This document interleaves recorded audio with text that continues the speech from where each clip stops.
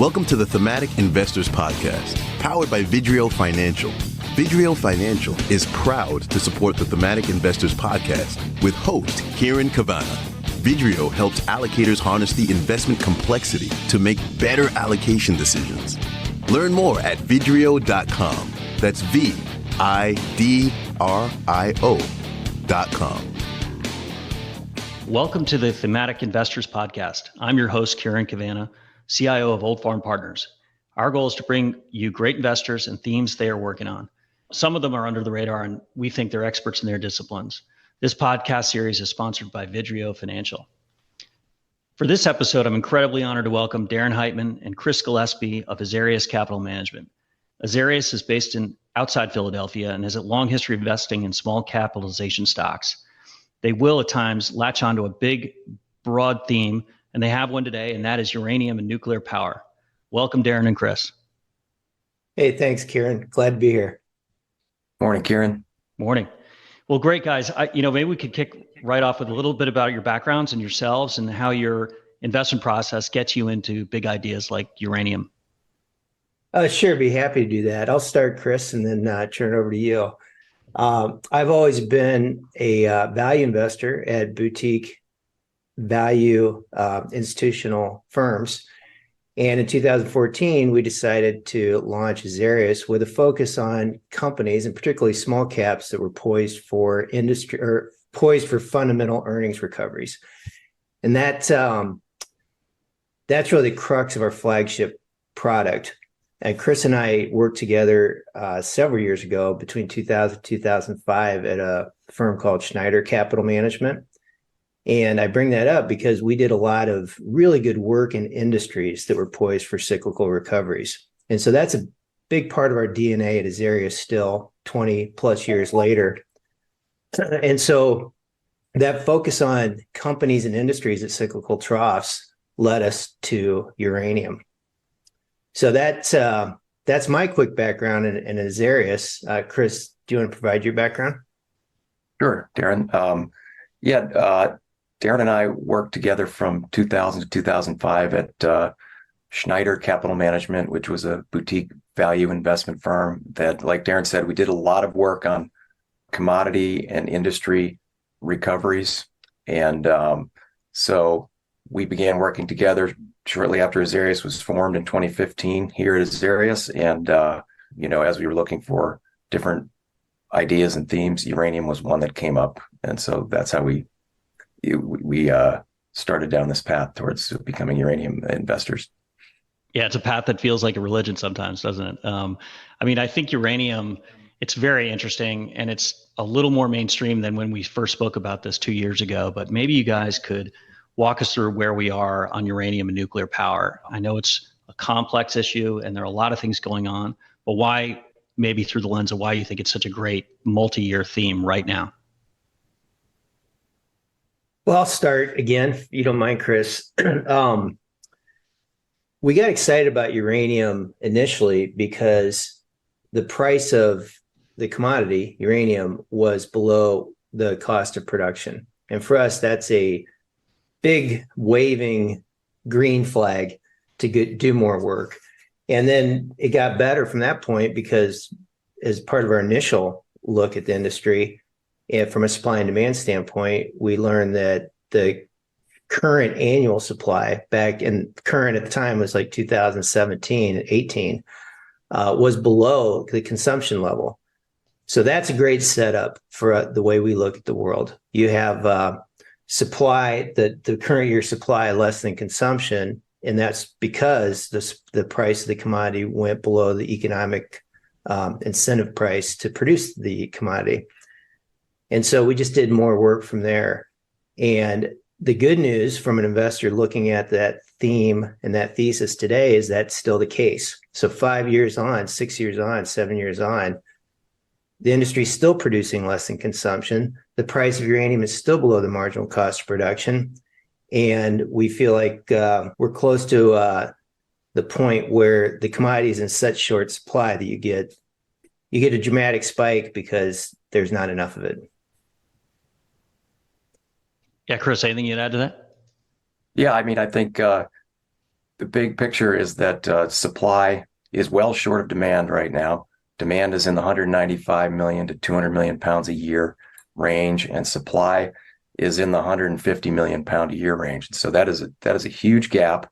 And we estimate that from the time of Fukushima in 2011 to the peak, that inventories had built up by about to 150 million excess pounds from 2011 to 2017. Since that time, those inventories have all been worked off, and we are now eating into a negative position on the cumulative surplus deficit since Fukushima here right now. And so, that's why we think this is very timely right now, because all of that oversupply has been worked off, and there are the source of supply going forward is going to have to be new mines or restarts of old mines. And so to make up that 50 million pound a year gap, 50 million pound a year gap. And so, we're sort of right at the start of those things starting to happen, but that takes a long time in the nuclear industry and the uranium industry. So, well, and I know you guys, one of the reasons that we think you guys are one of the best in this area is that you guys are so supply and demand driven and count things, and it's math. I guess since we first met years ago, demand has changed. The demand picture has changed. So maybe we'll get into that a little bit, but maybe could you guys go through why hasn't uranium stocks and uranium price rocketed up? Like, what happens over the next 12 to 24 months? Yeah, I wouldn't mind taking that, because I get that question a lot, and I've gotten that question a lot over the last couple of years, which I find, I understand where it's coming from, but at the same time, the point of being an investor is to be invested, be in your positions prior to it being obvious to everybody else. So, but the fact is, we haven't seen that price spike that we would have expected yet. And I guess Chris just alluded to the reason. I mean, we haven't really run out of inventory. The industry has a lot of slack built into it. There was excess inventory existing that needed to be worked down before the commodity would actually be in short supply. And that took through 2022 and into 2023. And so commodities, it's an on-off switch, really, in some ways. You either have enough or too much, or you don't have enough. And we're still in the process of getting to the point where the industry participants, the one that matter, decide that there's not enough. And they're the ones that will have to set the price. Or actually, they'll be price takers at that point. Chris, do you have anything to add to that? Yeah, I mean, I don't know if we want to get into contracting at this point, but I think that's another piece of the puzzle. From the time of Fukushima until 2021, the industry contracted less than 100 million pounds a year, while demand was in the 180 million plus pound a year range. And so they're contracting at, say, 50% of end demand. In 2022, for the first time in 10 years, contracting demand went above 100 million pounds, about 113 million pounds. And then in 2023, in just the first half, we've exceeded that and contracted 115, 120 million pounds in the first half of 2023. And so contracting is where the price gets set. And so I don't think it's surprising that we've seen a pretty decent move in the uranium price this year, as contracting has now moved to levels that are, if you annualize full year basis, you're going to be above demand for the first time in 11 years. And so that's where we see demand is happening for contracts, and that's showing up in price pretty strongly this year. And we expect that to continue going forward, because the industry, as I mentioned, has undercontracted for the last 10 years. And so they need to sign a lot of contracts here with the uranium producers over the next couple of years. And so that should drive the price going forward. So it will become apparent to investors at that point when these contracts get reported, right, by by the utilities. Yeah, I mean, I think the contracting drives the price, and so that starts to make things apparent to people. Yeah. Well, I mean, and further complicate things, Chris, maybe you could just very briefly walk through what the nuclear or the uranium fuel cycle is, because, unlike natural gas or coal, where it's a very simple supply demand situation, there's a whole nother angle to this commodity. And maybe you could walk through that very briefly. Yeah, I guess it's a multi-step process that you take uranium from the ground, you turn it into yellow cake, you convert it into a gas, which is UF6, and then you enrich that gas in centrifuges to create the final fuel that goes into the reactors. And that's a process that takes somewhere between 12 to 24 months. And so when we talk about this contracting, right now, the utilities are going to be contracting for various parts of that supply chain for the next couple of years. They might be buying uranium now for 2025 consumption. And so the supply demand pinch that we're talking about can show up at any time once people realize that there's not enough supply of uranium there for say 2025. So I guess I don't know if that was too brief, but nope, it's helpful. No, because I think it is a little more complicated. And so maybe we could shift a little bit to what is Daren, could you go through what the industry leader in North America is, Cameco, and what they're doing? And maybe we could even incorporate a little bit on how the war in Ukraine has changed things, because Russia and Kazakhstan are also involved in this global supply chain. And could you walk through that just a little bit? Because the U.S. uses more uranium than anyone else, and the biggest supplier is Cameco. Yeah, that's Cameco is, I call Cameco the bell cow in the industry, particularly for the Western world. It's been a reliable supplier for the uranium industry for decades.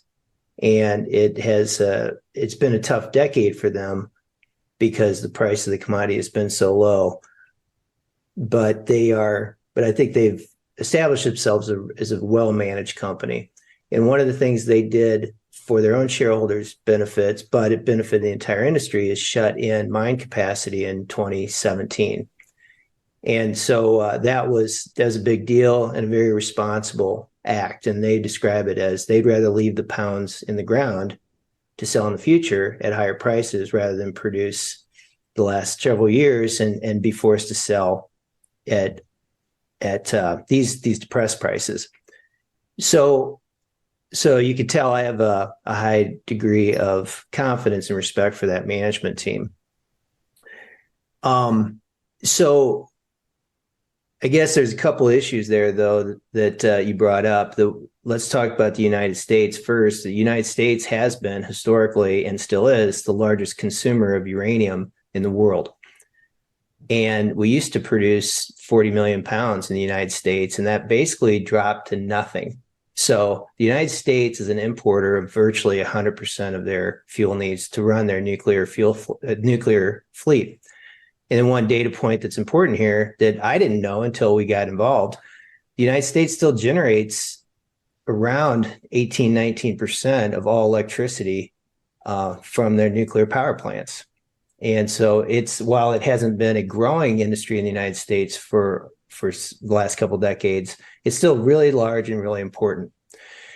So what does that mean? It means Cameco has a very eager and willing buyer in the U.S. utilities, but less than you would think, because you brought up the geopolitics. The United States utility industry became what I would describe as overly reliant on nuclear fuel supplies and services. Maybe at this point, I'll turn it back to Chris. And Chris, you can describe what I mean by that. Yeah, I guess so. If you look at getting back to the fuel cycle a little bit, Russia has very high market share, global market share in a lot of that fuel cycle.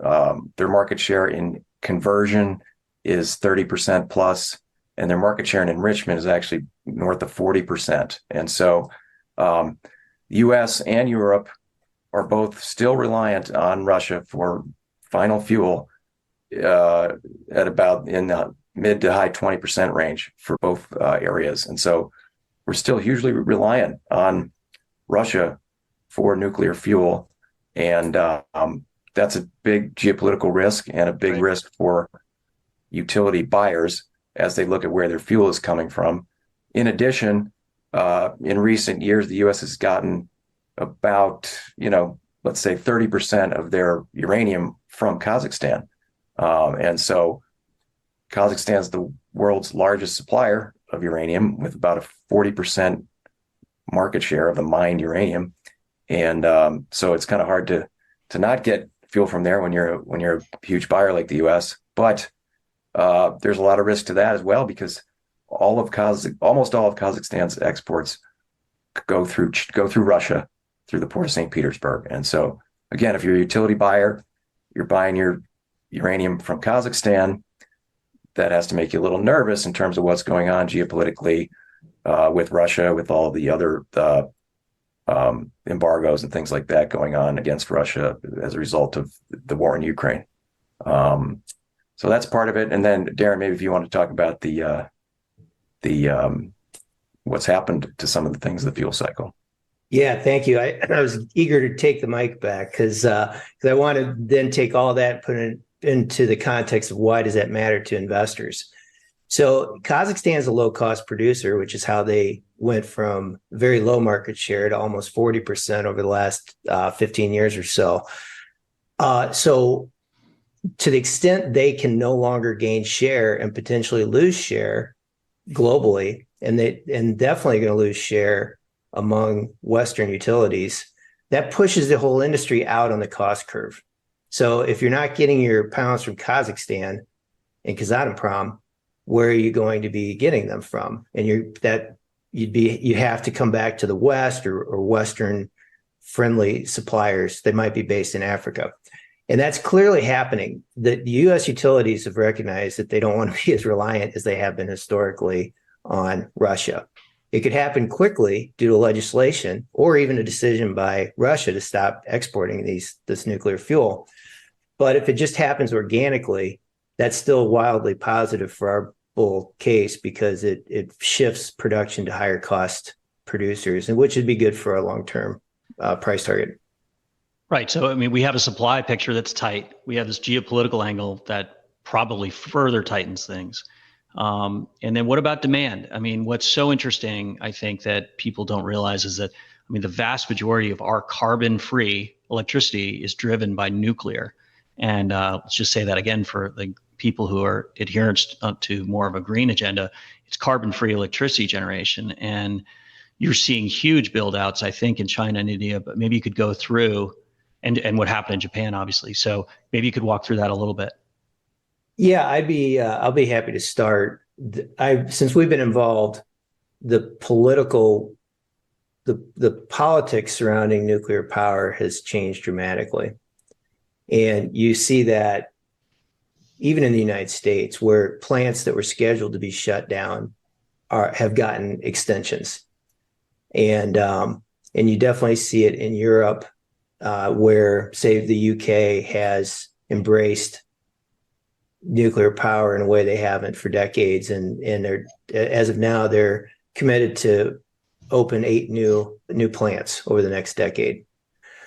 We didn't need any of that to happen. I guess I'll add one more thing. And then 5 years ago, no one was talking about small modular reactors, which are basically between 1/10 and 1/2 the size of the big reactors that people think about when they think about nuclear power, with the big cooling towers. So that's also, while it might be more than 5 years away before small modular reactors really get up and running in a big way, that there's still an incremental source of demand over the next couple of decades.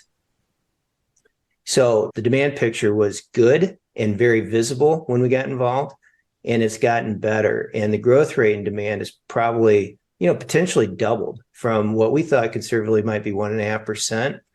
It's probably going to be more like 3%, which over a decade makes a big difference, because it means that sometime in the early 2030s, we're going to need another 10 or 15 million pounds that no one really knows where that's going to come from. Well, it has to come from a new mine, but that's not in process yet. Chris, do you have anything to add on the demand picture? Yeah, I would just say, I think there are about 430 reactors in operation today.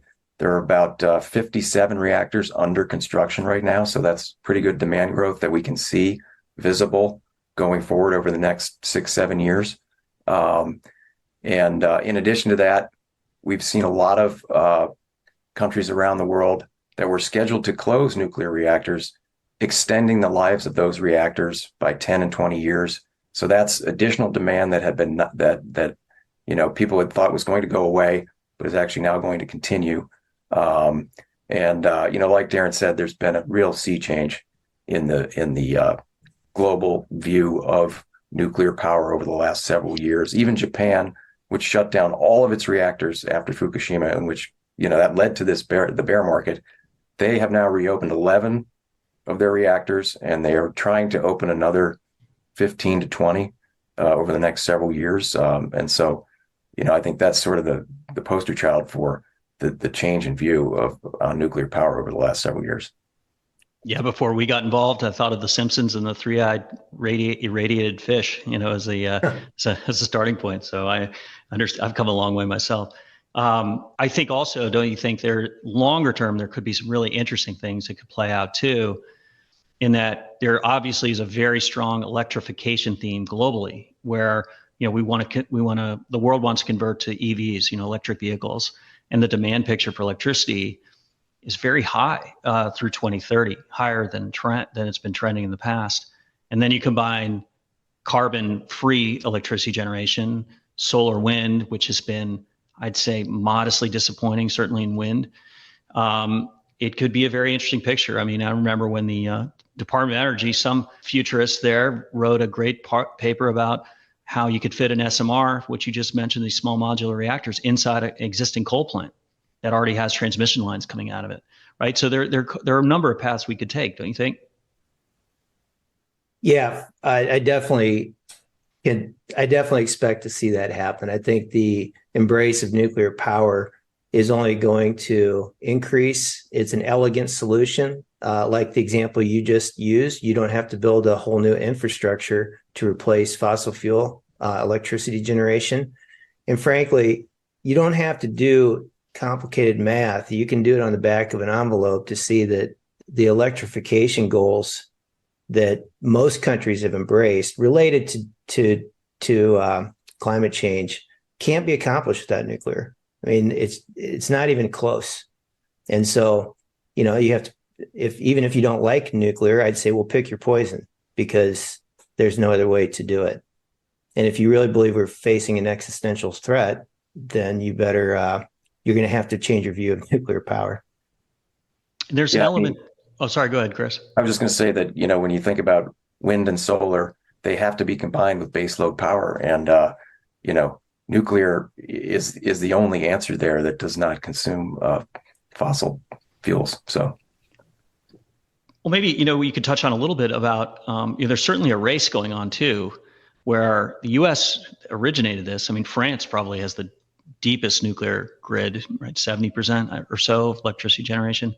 Yeah. But China has been taking a very strong lead and building reactors with lower costs. I mean, maybe you could talk, and they're pitching that in Africa right now. So maybe you could talk a little bit about the geopolitics of building more nuclear power capacity. Yeah, I'd like to jump in right away, because most of the people who advocate for nuclear power do exactly what I just did and say, hey, it's related to climate change. I wouldn't ignore the energy security aspects of nuclear power. And that's originally why Japan embraced it. And it's my belief, or I'd say, I guess it's just a guess, that that's primarily what's driving China's aggressive growth in their fleet as well. So that's independent of climate change. And I don't see any reason in this environment why that would change. Energy security is going to be at the top of every government's minds, or should be, going forward. To the extent that they can be built cheaper, I think that's one of the exciting parts of small modular reactors and micro reactors, is that they can be built in a factory and in a modular. That's why it's part of the name, the modularity. And there will be a learning curve. And so potentially these units become very economical as a source of energy and so versatile. I think of the different sizes of reactors the way people think about different sizes of aircraft. So there's city pairs that make sense for an 80-seat plane, and there's city pairs that make sense for a 500-seat plane. Right. And so I've read NASA's working on a trash can sized reactor. I don't know if that's true or not, but certainly there are these technologies out there. How else are you going to get to Mars? Yeah. Just to talk about China for another minute. China has 55 reactors right now. That's equal to France, and the U.S. has in the 90s reactors. And so China has a plan to build 10 reactors a year for the next 15 years. Wow. So that would give them 200 domestic nuclear reactors, which would be 2 times the U.S. Fleet. And in addition, I think they and Russia view this as a nice export industry, where if they can go into other countries and use their technological prowess to build reactors, they can earn nice profits that they can bring back to their own country. So it's a great point, Chris. I mean, actually, I just thought about that, because they have so much of the global emissions, but this is their answer, isn't it? I mean, because they have coal-fired power plants at the moment, but they're building nuclear reactors. Yeah, definitely. So, without giving away maybe your the goods on what the secret sauce of Azarias, maybe how are you guys planning? What are the best ways to maximize your return in the space? What is your approach to doing that? We've been relatively conservative in an opportunity that we thought had tremendous upside. So what do I mean by that? When we got involved, the price of the commodity was around 20, and we expected it to go to at least 65. That was 5 years ago. And since then, we've revised our expectations and believe that the long-term clearing price, the marginal cost of production, is probably closer to 80.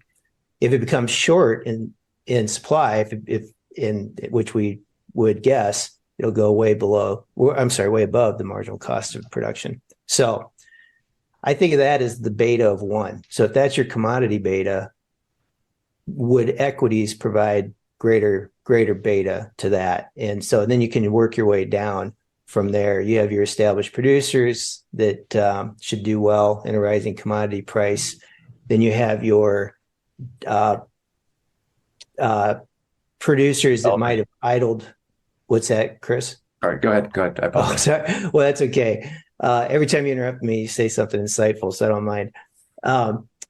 So I'll keep going though. So then there were companies out there that had idled capacity. They were proven producers, but they didn't produce here in these later stages of this bear market, but they could bring their capacity back on. And so we like that type of setup. And then you have developers where there's really no doubt that they have proven assets. You have a pretty good idea of how much it would cost to develop their assets and bring it to market. And they can do it in a time frame that will catch this cycle, that they could actually put those pounds under contract in what we expect to be a very multi-year strong contracting cycle. Beyond that, you could probably make more money if you could find the right explorers, maybe more speculative developers with higher cost production. Maybe it'll take them longer. Those stocks might go up, but they might go up even more than the stocks that we own. But we just feel that's too speculative, and it's a risk that you don't have to take because you can make very attractive returns in these other situations we described. I guess the one thing I might add to that is that we've tried to also be conservative geographically. I would say over 90% of the portfolio is invested in North American producers, U.S. and Canadian producers and developers. And so we try to avoid some of the geopolitical risk. For example, we are not invested in Kazakhstan, the largest producer, just because we thought that we just wanted to stay away from that potential geopolitical situation there. And it seems like there are a lot of smaller companies without really great businesses. I mean, I think, what I worry about is that this becomes a big, retail area and people see the name nuclear or uranium attached to it and buy it. I mean, right, there's many companies that you would avoid. Yes, for sure. I mean, just as an example, when we started this, I think there were about 40, uh, you know, uranium mining companies. Some of those were already in that category that you talked about.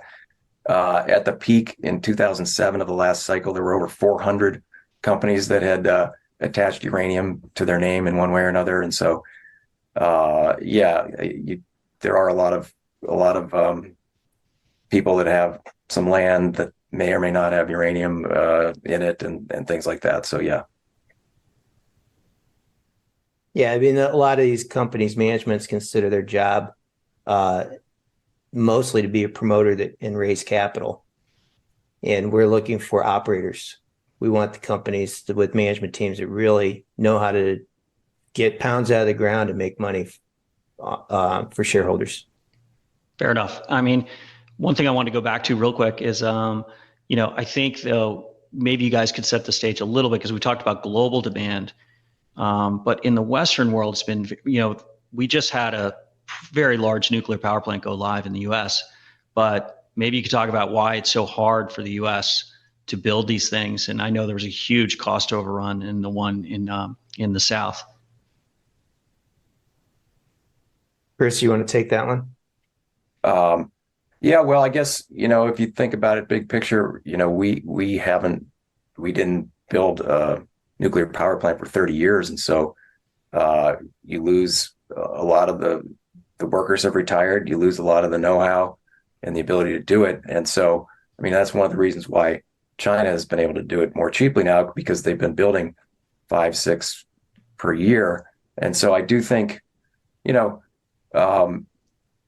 yes, there was a huge overrun at the power plant in Georgia there.